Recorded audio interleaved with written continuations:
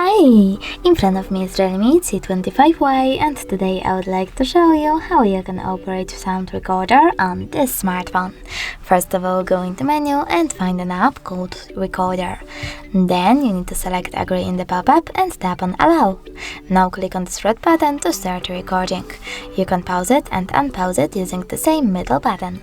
If you wish to end your recording and save it, click on the right one, the square one over here, and on the same one to access list of all your recordings.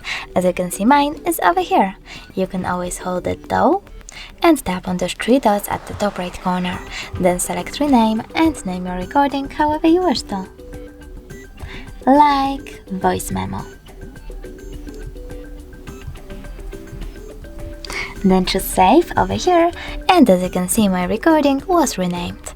If you wish to get rid of it, you can always do that by tapping on this pin icon over here and choosing allow.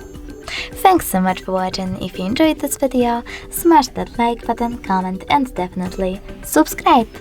Bye!